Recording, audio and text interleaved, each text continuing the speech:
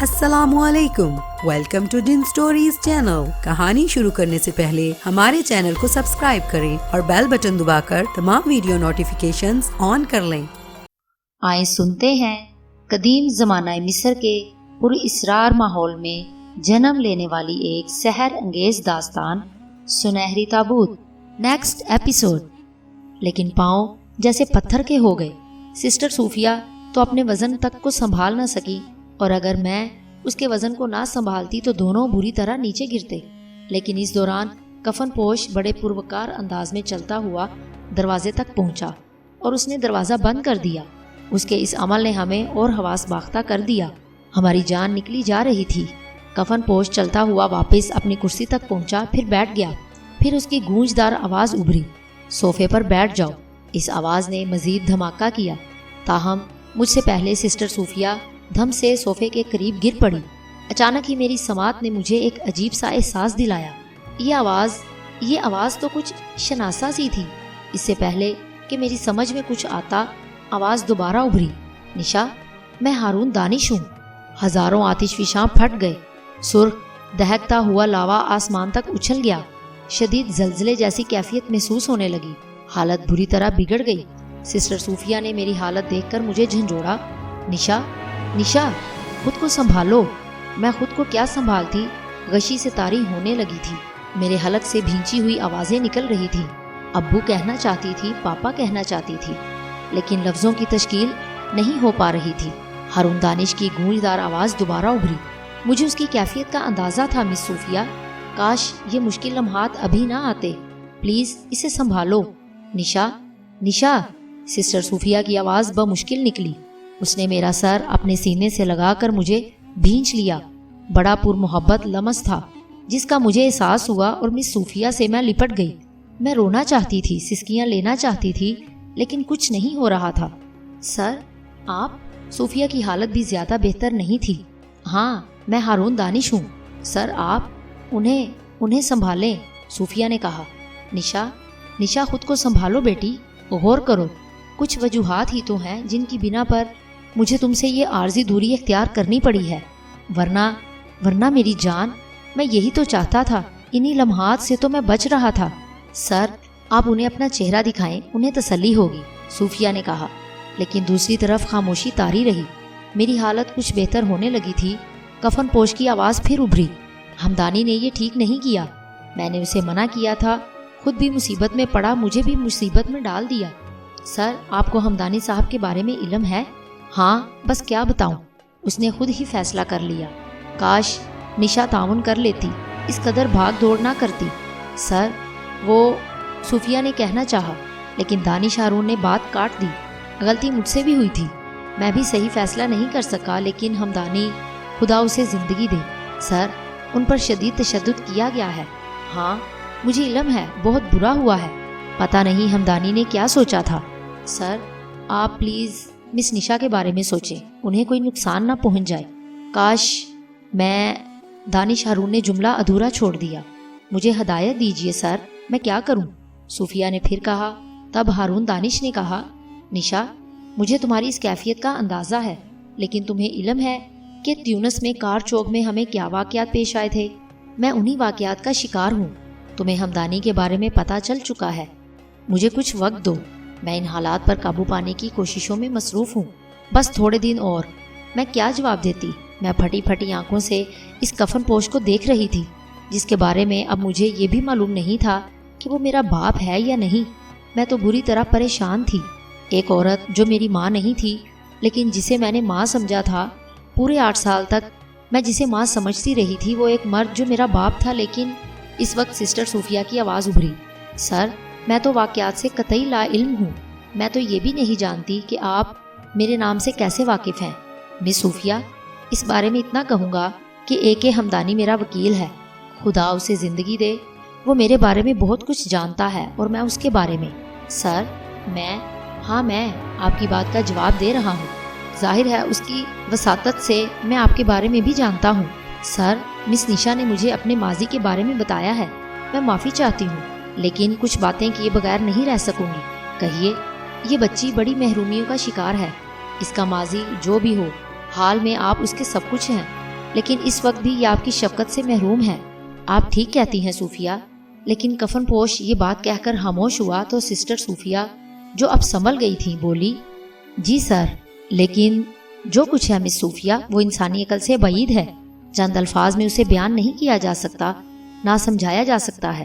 پھر بھی سر، نشا کے لیے کیا کیا جائے؟ بس کچھ مصیبت سارے معاملے حل ہو جائیں گے۔ معاف کیجئے، کتنی مصیبت؟ آپ جانتے ہیں بس اپنے لیے نہیں نشا کے لیے یہ سوالات کر رہی ہوں اور گستاخی کی معافی چاہتی ہوں۔ شاید چند ماہ ہمدانی اگر جلد بازی نہ کرتا تو بہت سی مشکلات حل ہو جاتی، اور اگر نشا فیض بابا اور آیا ندیمہ سے تعاون کر لیتی تو مجھے آگے کے عمل میں آسانیاں ہو جاتی۔ وہ کیسے سر؟ اسے گھر سے باہر قدم نہیں نکالنا چاہیے تھا۔ کچھ لوگ میری طاق میں تھے۔ خیر، جو ہونا تھا وہ ہو چکا۔ میں نشا سے کچھ کہنا چاہتا ہوں۔ میں اس وقت کچھ عجیب سی کیفیت میں تھی۔ مجھے اس شخص پر غصہ آ رہا تھا جو کچھ وقت پہلے تک میرا باپ تھا، لیکن اب ہر لمحہ سے بے نیاز، میری کیفیات سے بے نیاز، صرف اپنی مشکلات بیان کر رہا تھا۔ کفن پوش کی آواز پھر ابھری، اس کے علاوہ صوفیہ کچھ ذمہ داریاں ہمدانی سے تمہارے تعلق کی بنیاد پر میں تمہارے سپرد کرنا چاہتا ہوں۔ جی سر، کیا تم ان مشکلات حالات میں نشا کا ساتھ دے سکو گی؟ مجھے کیا کرنا ہوگا سر؟ حالات کی سنگینی کا تمہیں اندازہ ہے کافی حد تک، اور واقعات کی الجھنوں کا بھی۔ آپ مجھے بتائیے سر، تمہیں نشا کے ساتھ سفر کرنا ہوگا۔ سفر؟ ہاں، ایک طویل سفر۔ کہاں کا جناب؟ صوفیہ نے کسی قدر دھیمے انداز میں پوچھا۔ سسٹر صوفیہ کے اس سوال پر کفن پوش تھوڑی دیر تک خاموش رہا، پھر اس کی آواز ابھری، بے شک تمہارے لیے یہ ایک مشکل مرحلہ ہوگا مس صوفیہ، لیکن میں تمہیں اتنا بتا دوں کہ خدا ہمدانی کو زندگی عطا فرمائے۔ جب اسے اس بات کا علم ہوگا کہ تم نے میرے لیے ایک مشکل کام کیا ہے تو اسے بے پناہ خوشی ہوگی۔ مجھے یہ بھی معلوم ہے کہ ہمدانی سے تمہارا رسمی تعلق نہیں، بلکہ ایک طرح سے تم اسے اپنے باپ کا درجہ دیتی ہو۔ کیا یہ سچ ہے؟ جی سر، 100% ایسا ہی ہے۔ ہماری ایک الگ کہانی ہے اور میں مسٹر ہمدانی کے لیے زندگی کی بازی لگا سکتی ہوں۔ شکریہ، اور تمہیں بعد میں یہ اندازہ ہوگا کہ تم نے جو کچھ کیا ہے وہ ہمدانی کے لیے کس قدر مفید تھا۔ ہمیں کہاں جانا ہوگا سر؟ صوفیہ نے سوال کیا۔ اسپین کے شہر وسکایا، جس کے بارے میں تمہیں تمام تفصیلات فراہم کر دی جائیں گی۔ تم یہ جانتی ہو کہ اسپین جنوب مغربی یورپ میں واقع ہے، بحر اوقیانوس میں دوسری مشہور جگہ ہیں۔ تمہیں پہلے میڈرڈ اور اس کے بعد وہاں سے وسکایا جانا ہوگا۔ میں تم سے بلا تکلف یہ سوال کرتا ہوں کہ کیا تم اس قدر مشکل برداشت کر سکتی ہو؟ جی سر، میں کر سکتی ہوں، صوفیہ نے جواب دیا۔ اس کے لیے میں تمہارا شکر گزار ہوں صوفیہ۔ تمہیں وسکایا پہنچنے کے بعد ایک چھوٹے سے قصبے ریگن تک جانا ہوگا، اور ریگن میں تمہاری ملاقات وسکن ڈیزل سے ہوگی، جو اب وہاں زیتون کا بہت بڑا تاجر کہلاتا ہے، لیکن اس سے پہلے وہ ایک مشہور زمانہ ریسلر تھا جو امریکہ میں بڑی مقبول شخصیت کا مالک تھا۔ وہاں تمہیں میرا ایک پیغام اس کے حوالے کرنا ہوگا۔ صرف یہی ایک شخص ہے جو ایک ہمدانی کا نعم البدل اور تمہارا رہنما ثابت ہوگا۔ اسپین؟ سسٹر صوفیہ نے پریشان نگاہوں سے مجھے دیکھتے ہوئے کہا۔ ہاں، میری مشکل کا وہی حل ہے۔ دوسری طرف سے کسی قدر پریشان لہجے میں کہا گیا۔ کیا نشا میرے ساتھ جائے گی؟ صوفیہ نے سوال کیا۔ ہاں، ویسے میں تمہیں بتاؤں کہ وسکن ڈیزل ایک ہمدانی کا نعم البدل ثابت ہوگا اور وہ اس کی جگہ لے گا، لیکن سر، ہم اسے وسکایا میں کیسے تلاش کریں گے اور اس کا ہم سے تعارف کس طرح ہوگا؟ صوفیہ نے سوال کیا۔ اس کا میں مکمل انتظام کروں گا، کفن پوش یعنی اپنے کہے ہوئے الفاظ کے مطابق دانش ہارون نے کہا، اور میری قوت برداشت جواب دے گئی۔ میں چیخ پڑی، کچھ نہیں کرنا مجھے، کہیں نہیں جاؤں گی میں۔ جھوٹ ہے، یہ سب فراڈ ہے، میں کچھ تسلیم نہیں کرتی۔ میری ماں کہاں ہے؟ تم کون ہو؟ کیا ثبوت ہے تمہارے پاس کہ تم میرے باپ ہو؟ کون سی مصلحت تمہیں اب بھی مجھ سے چھپائے ہوئے ہے؟ بتاؤ، کیوں روپوش ہو گئے تھے تم؟ کیوں مجھے غیر ملک میں بے یار و مددگار چھوڑ دیا؟ تمہیں اندازہ تھا کہ میں کتنی مشکلوں کے بعد یہاں پہنچی، اور یہاں پہنچنے کے بعد مجھے کیسی کیسی مصیبتوں کا سامنا کرنا پڑا۔ تمہاری مصلحت پوشی اب بھی جاری ہے۔ تم میرے باپ نہیں ہو۔ تم اس لیے اپنے آپ کو پردوں میں چھپائے ہوئے ہو کہ میں اپنے باپ کو پہچانتی ہوں۔ اس پردے کے پیچھے سے دانش ہارون کا چہرہ بھی برآمد نہیں ہوگا، جس کے بارے میں مجھے یہ پتہ نہیں ہے کہ وہ میرا باپ ہے یا نہیں۔ میرے اندر ایک طوفان برپا ہو گیا تھا۔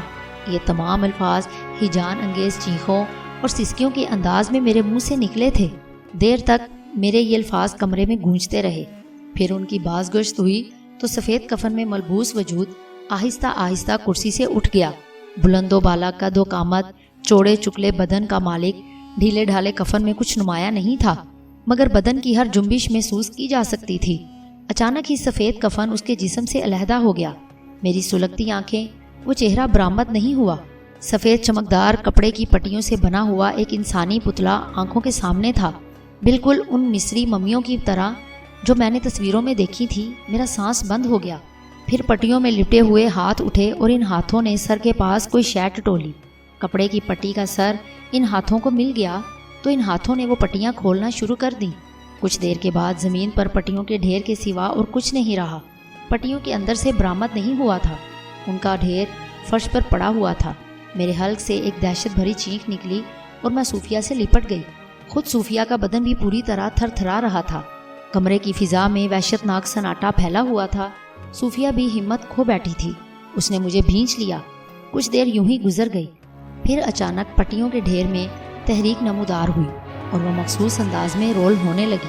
نادیدہ ہاتھ دوبارہ انہیں انسانی پتلے کی شکل میں ترتیب دے رہے تھے۔ دیکھتے ہی دیکھتے پھر پہلے ہی جیسا پتلا تیار ہو گیا اور پھر وہ سفید کفن پہلے کی طرح اس پر منڈ گیا۔ اس کے بعد وہی مانوس آواز ابھری، ہاں نشا، میں خود اپنی ذہانت کا شکار ہو گیا ہوں۔ جو کچھ ہوا ہے اسے بتانے کے لیے دنیا کی کسی زبان میں الفاظ نہیں ہیں۔ وقت ہی ان حقیقتوں کا انکشاف کرے گا اور ابھی وقت نہیں آیا۔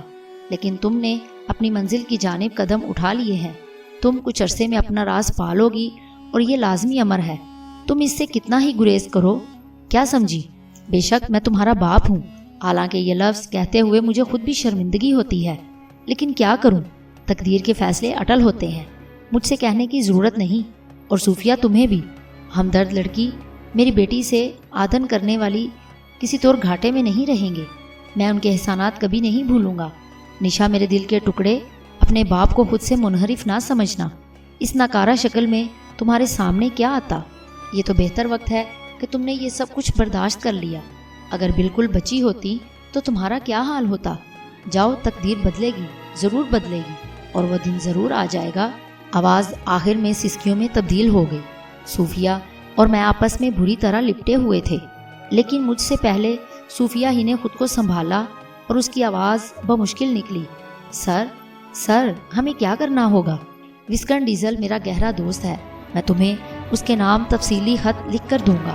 تم میری بتائی ہوئی تفصیل کے مطابق اسپین جاؤ گی اور وہاں وسکایا کے نواحی علاقے میں اس جگہ جا کر وسکن ڈیزل سے ملنا اور وہ خط اسے دے دینا۔ اس کے بعد تم یوں سمجھو کہ تمہارے آگے کے تمام معاملات وسکن ڈیزل سنبھالے گا۔ اس پر نہ تو کوئی شک کرنا اور نہ اس کی باتوں سے منحرف ہونا۔ سر، آپ کو یقین ہے کہ وسکن ڈیزل ہماری پذیرائی کریں گے؟ صوفیہ نے سوال کیا۔ ہاں بیٹی، مجھے یقین ہے۔ ان سے ہمیں کیا معلومات حاصل ہوں گی؟ براہ کرم یہ سوالات مجھ سے نہ کرو۔ جاؤ، بس اب جاؤ۔ ہمارا ایک جگہ اکٹھے ہونا خطرناک بھی ہو سکتا ہے۔ یہ ذمہ داری ہمدانی پر تھی، لیکن خیر، جاؤ، بس اب چلی جاؤ۔ جاؤ بیٹی، خدا تمہارا نگہبان ہو۔ جاؤ، براہ کرم جاؤ۔ آواز میں ایک زور پیدا ہو گیا تو صوفیہ نے میرا ہاتھ پکڑ کر کہا، آؤ نشا، آ جاؤ۔ میں نیم بے ہوشی کی سی کیفیت کا شکار تھی۔ کچھ سمجھ میں نہیں آ رہا تھا کہ میں کیا چاہتی ہوں۔ بالآخر ہم وہاں سے چل پڑے اور تھوڑی دیر کے بعد سفر طے کر کے اپنے گھر پہنچ گئے۔ میں اپنے بستر پر لیٹ کر بلک بلک کر رونے لگی۔ میرے حلق سے ہچکیاں نکل رہی تھیں۔ کیا وہ واقعی میرے پاپا تھے؟ سسٹر صوفیہ، کیا واقعی وہ میرے پاپا ہی تھے؟ حوصلہ کرو نشا، تقدیر نے تمہیں ایک انوکھی آزمائش میں ڈالا ہے۔ اللہ پر بھروسہ رکھو، انشاءاللہ سب ٹھیک ہو جائے گا۔ مگر کیا ہو گیا میرے پاپا کو؟ کیا ہو گیا ہے انہیں؟ وہ تو شاندار صحت اور تندرستی کے مالک تھے۔ ان کا بدن کہاں گیا؟ وہ کچھ عجیب بھی لگ رہے تھے۔ تم بتاؤ، پٹیوں کے ڈھیر میں کیا تھا؟ کون بول رہا تھا؟ میری سمجھ میں تو کچھ بھی نہیں آ رہا تھا۔ میں پاگل ہو جاؤں گی۔ اس کائنات میں نہ جانے کیا کیا راز بکھرے ہوئے ہیں۔ ہم کچھ بھی نہیں جانتے نشا، واقعی ہم کچھ بھی نہیں جانتے۔ اور انہوں نے مجھے میری ماں کے بارے میں بھی کچھ نہیں بتایا۔ ہاں، وہ کہہ رہے تھے کہ وقت خود بخود بہت سے انکشافات کرے گا۔ میری رائے ہے نشا کہ تم بھی حوصلے سے کام لو۔ ہم مجبور ہیں، وقت کا انتظار تو کرنا ہی ہوگا۔ میری سمجھ میں کچھ نہیں آ رہا، میرا سر پھٹا جا رہا ہے، کچھ بھی تو نہیں سمجھ پا رہی میں تمہارے لیے کافی بنواتی ہوں، تمہیں سکون ملے گا۔ ابھی آ رہی ہوں میں۔ یہ کہہ کر سسٹر صوفیہ باہر نکل گئی اور میں سوچ میں ڈوبی رہی۔ میری آنکھوں سے آنسو بہہ رہے تھے۔ کافی دیر کے بعد سسٹر صوفیہ واپس آئیں۔ پھر آیا ندیمہ کافی لے کر آ گئیں۔ صوفیہ نے اصرار کر کے مجھے کافی پلائی، لیکن کافی کا آخری گھونٹ پورا نہ لے پائی تھی کہ پلکیں جھپکنے لگیں۔ نہ جانے کیا ہو گیا تھا، بس ایک دم نیند آئی۔ رات کو کسی وقت آنکھ کھلی تھی، لیکن حواس پوری طرح نہیں جاگے تھے۔ یقینی طور پر سسٹر صوفیہ نے کافی میں مجھے کوئی ایسی خواب آور چیز دی تھی جس سے مجھے نیند آ گئی۔ البتہ جب میں جاگی تو میں نے مس صوفیہ کو اپنے قریب ہی سوتے ہوئے دیکھا اور میں نے دوبارہ آنکھیں بند کر لی۔ صبح کو جاگی تو طبیعت بھاری تھی۔ اس وقت سسٹر صوفیہ میرے پاس موجود نہیں تھی، البتہ باتھ روم سے پانی گرنے کی آوازیں آ رہی تھیں۔ اس کا مقصد یہ ہے کہ وہ غسل کر رہی ہیں۔ کچھ ہی لمحوں کے بعد وہ غسل کر کے باہر نکلیں اور میرے پاس آ گئیں۔ ان کا چہرہ بے حد نکھرا نکھرا لگ رہا تھا۔ خوبصورت حد و حال کی مالک تھیں۔ مجھے آنکھیں کھولے دیکھ کر مسکرائیں اور پھر پیار بھرے لہجے میں بولیں، اٹھ جاؤ نشا، اٹھ جاؤ، 9 بج رہے ہیں، مجھے نیند آ رہی ہے۔ میں قسم سا کر بولی، ارے بابا میرا دم نکل جائے گا، اٹھ جاؤ پلیز، صوفیہ نے عجیب سے لہجے میں کہا، اور میں نے آنکھیں کھول کر انہیں دیکھا۔ کیوں، تمہیں بھوک نہیں لگ رہی؟ میں تو بھوک سے مری جا رہی ہوں۔ ہاں بھوک تو لگ رہی ہے مجھے بھی، میں نے کہا اور جلدی سے اٹھ گئی۔ واقعی شدید بھوک لگ رہی تھی۔ گرتی پڑتی واش روم میں گئی اور ٹھنڈے پانی کی پھواروں سے گزرے ہوئے لمحات کا سفر کرنے لگی۔ اندازہ ہو گیا تھا کہ ضرور صوفیہ نے کافی میں مجھے کوئی خواب آور دوا دے دی تھی۔ اس کا احساس بھی ہوا کہ اس وقت میرے لیے وہی بہتر تھا۔ خیر، باہر نکلی تو ناشتہ لگا ہوا تھا۔ کوئی مزید بات کیے بغیر ہم لوگ ناشتے میں مصروف ہو گئے اور خوب ڈٹ کر ناشتہ کیا۔ چائے کی کئی پیالیاں پی کر سیر ہو گئے۔ پھر میں نے سسٹر صوفیہ کو دیکھتے ہوئے کہا، آپ نے مجھے کافی میں کوئی خواب آور دوا دی تھی نا؟ ہاں ضروری تھا، تم بہت اپسیٹ تھی۔ اپسیٹ تو میں اب بھی ہوں۔ میں نے تم سے رات کو بھی ایک بات کہی تھی کہ حوصلے سے کام لینا ہوگا۔ پھر بتائیے کہ اب ہمیں کیا کرنا ہوگا؟ نشا، اب میں تم سے کچھ پوچھنا چاہتی ہوں۔ جی پوچھئے، کیا تم اسپین جاؤ گی؟ عجیب سا سوال تھا۔ میں نے خوفزدہ نگاہوں سے صوفیہ کو دیکھتے ہوئے کہا، کیا مطلب؟ تم یقین کرو میں بڑی کشمکش کا شکار ہوں۔ میری سمجھ میں نہیں آ رہا کہ میں کیا کروں۔ حمدانی صاحب نے مجھے بہت مختصراً تمہارے بارے میں بتایا تھا، البتہ یہ ضرور کہا تھا انہوں نے کہ مجھے کچھ عرصہ تمہارے ساتھ رہنا ہوگا، تمہارے آس پاس سے باخبر رہنا ہوگا۔ انہوں نے یہ بھی کہا تھا کہ یہ صرف کاروباری معاملہ نہیں ہے بلکہ دوستی کا تقاضا ہے، اور کیونکہ یہ بات حمدانی صاحب نے کہی تھی اس لیے میرے لیے ایک بہت بڑا درجہ رکھتی تھی، اس لیے میں تیار ہو گئی۔ لیکن اب میں سخت پریشان ہوں نشا۔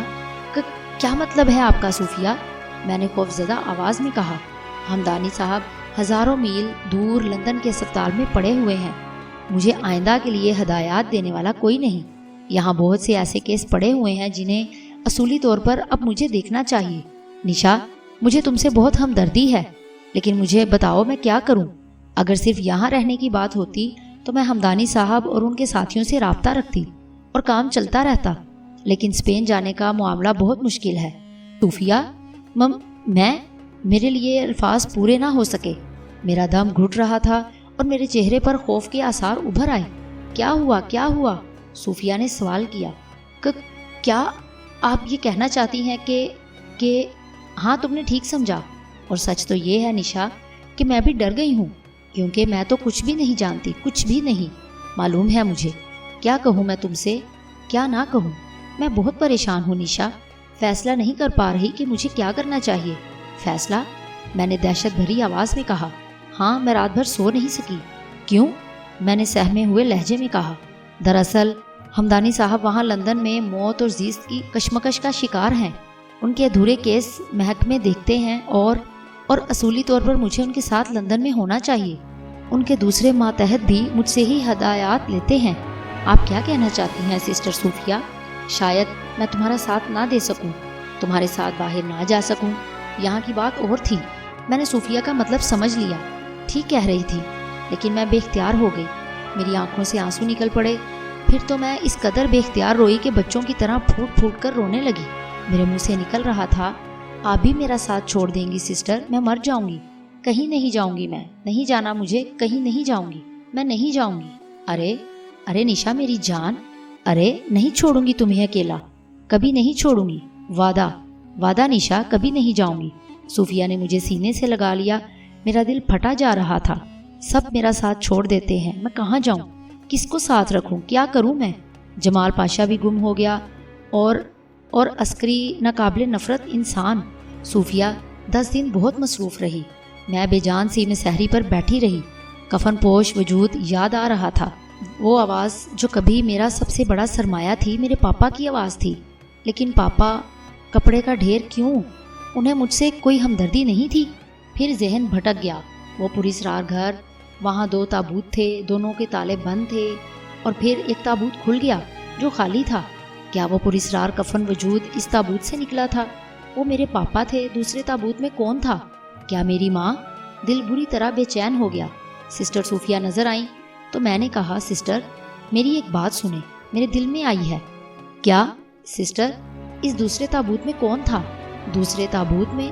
ہاں، وہاں 2 تابوت تھے، ایک کا تالا کھل گیا تھا اور دوسرا بند تھا۔ کیا اس میں بھی کوئی تھا؟ تمہارے خیال میں کون؟ شاید میری ماں۔ کاش میں بتا سکتی، صوفیہ نے کہا، اور میں خاموش ہو گئی۔ واقعی وہ بیچاری کیا بتا سکتی تھی؟ اس رات بھی ہمیشہ کی طرح جاگتی رہی۔ پھر نہ جانے رات کے کون سے پہر آنکھ لگ گئی، جانے کتنی دیر سوئی کہ کسی نے زور زور سے جھنجھوڑا۔ ہڑبڑا کر اٹھی تو آیا ندیمہ کا چہرہ نظر آیا۔ انہوں نے ہونٹوں پر انگلی رکھ کر خاموش رہنے کا اشارہ کیا۔ میں نے گردن گھما کر صوفیہ کی طرف دیکھا، وہ گہری نیند سو رہی تھی۔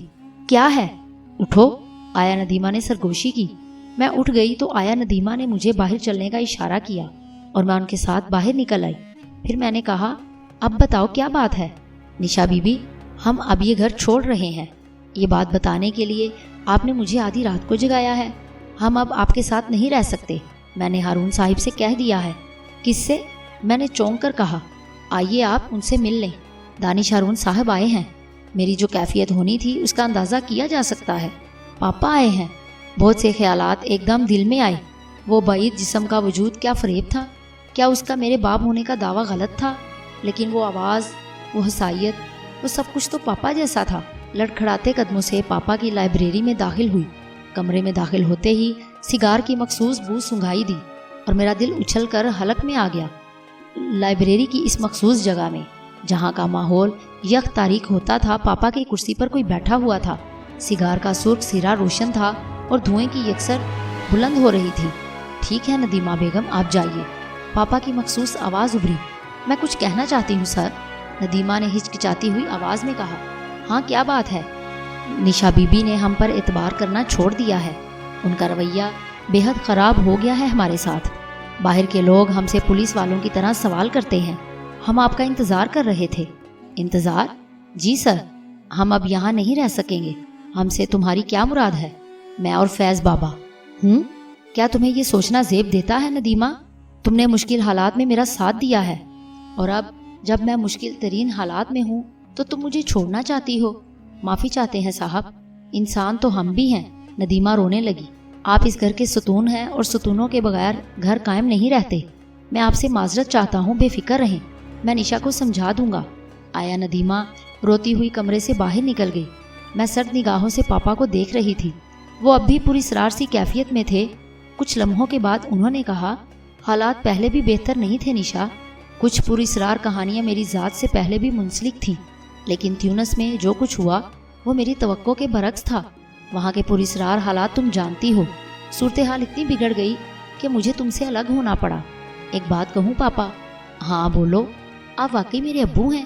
کیا مطلب؟ بہت سے مطلب ہیں پاپا۔ مجھے اپنے بارے میں بہت کچھ معلوم ہو چکا ہے۔ میری ماں ایک نامعلوم شخصیت ہے، اور آپ پاپا، اگر میں آپ کی بیٹی ہوتی تو آپ مجھے بے یار و مددگار تیونس میں نہ چھوڑ دیتے۔ کچھ بھی ہو سکتا تھا میرے ساتھ۔ پاپا، مجھے تو اپنے بارے میں بھی کچھ نہیں معلوم، میں کون ہوں، کیا ہوں، اور اس کے بعد تمہیں کچھ نہیں ہوتا نشا۔ میں آج تک ایک لمحہ تم سے غافل نہیں رہا، تیونس سے یہاں آنے کے بعد بھی اور تیونس میں بھی۔ میں نے لمحہ لمحہ تم پر نگاہ رکھی ہے۔ اگر تمہیں کوئی خطرہ ہوتا تو میں ہر احتیاط بالائے طاق رکھ دیتا۔ میں نہیں مانتی پاپا، میں نہیں مانتی۔ ضد نہ کرو نشا، میں تم سے بڑی توقع رکھتا ہوں۔ تم میری اس بہت بڑی مشکل میں میرا ساتھ دو، تمہارا تعاون ہی ہمیں زندگی دے گا۔ پاپا، میں اب وہاں نہیں جاؤں گی، میں اسپین نہیں جاؤں گی۔ میرے ان الفاظ پر دوسری طرف خاموشی چھا گئی۔ پھر پاپا کی آواز ابھری، میں تم سے تعاون کی توقع رکھتا تھا۔ یہ صرف میری زندگی کا نہیں، تمہاری زندگی کا بھی سوال ہے۔ تاہم میں تمہیں مجبور نہیں کروں گا۔ آپ مجھے میرے سوالوں کے جواب دیں پاپا۔ ہاں بولو۔ تیونس میں آپ نے مجھے کس کے رحم و کرم پر چھوڑا؟